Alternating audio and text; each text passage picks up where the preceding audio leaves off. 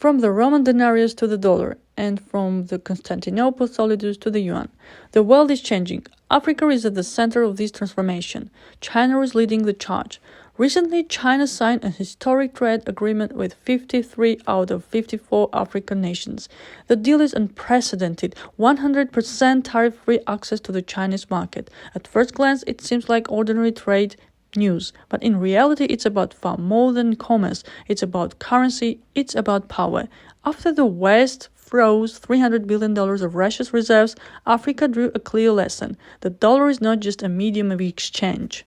It can be wielded as a tool of pressure, and the SWIFT system can disconnect the nation from the global economy in an instant. What once seemed like the dollar's unshakable dominance is no longer so certain, especially with soaring US debt and declining confidence in the American financial system. China is offering an alternative. SIPS, the cross-border interbank payment system, is a network for conducting international transactions in yuan entirely bypassing the dollar. Major African economies such as South Africa, Nigeria, and Egypt are already joining. De-dollarization is happening in real time. Meanwhile, the US, it is reducing aid, closing embassies, and losing credibility. Yet this is not a new story. History has already witnessed how shifts in currency can reshape the world. The Roman denarius as symbol of power and its decline. In the 1st century BC, the silver denarius was the heart of the Roman economy. Legionaries were paid in it, grain from Egypt was bought with it, trade stretched from Britain to Persia.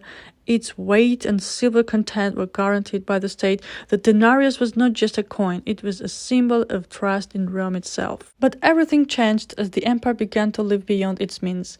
Expenses for the army, the palace, wars, and monumental projects soared. Starting with Nero, emperors gradually reduced the silver content of the coin. The denarius lost value and with it public confidence. By the 3rd century AD, it contained only a fraction of silver and had become almost a token of little worth. Prices skyrocketed, trade faltered, and taxes were increasingly collected in kind. Diocletian, an attempt to restore control. When Diocletian ascended the throne, the empire was on the brink of collapse. He understood that without a stable currency there could be no stable rule. Diocletian introduced new coins, standardized weight and purity, centralized tax collection, and created a nearly closed economic zone to shield the empire from external shocks. He also issued the famous edict on maximum prices in an attempt to curb inflation. These measures echo today's strategy in China: centralization, control, and shifting key global transactions into its own currency, reducing dependency on external financial systems. The Byzantine Solidus, a benchmark of stability. After the Roman Empire split in 330 AD, Constantine the Great moved the capital to Constantinople and introduced the solidus, a gold coin of nearly pure metal weighing about 4.5 grams. Unlike the denarius, the solid retained its weight and purity for centuries.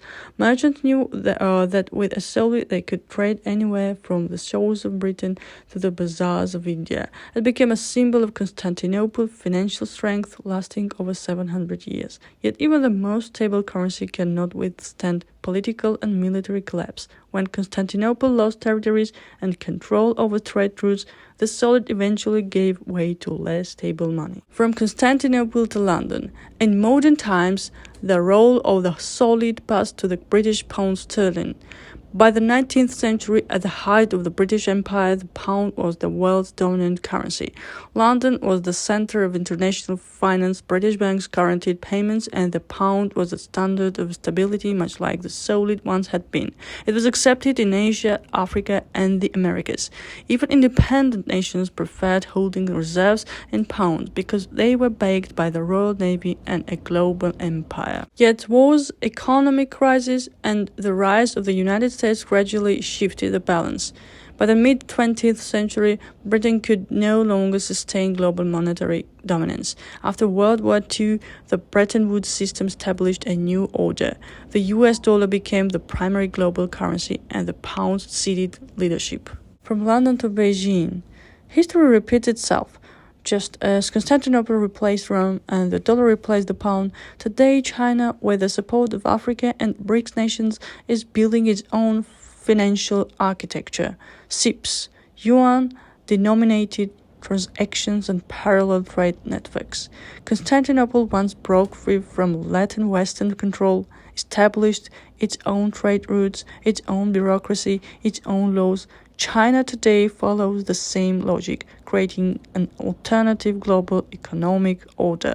The yuan as the new solidus. The Chinese yuan, supported by SIPS and the growing influence of BRICS, is positioning itself as the same reliable currency the solid or the British pound once was, not just for China, but for an entire bloc of nations tired of dollar dependence.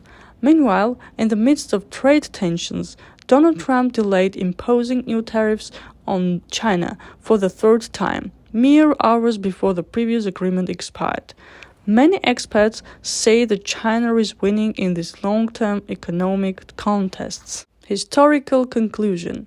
From the Roman Denarius to the Byzantine Solidus, from the British pound to the US dollar, and now from the dollar to the Chinese yuan, history teaches us, when money changes, the world changes. The 20th century belonged to the dollar, the 21st century may belong to the yuan.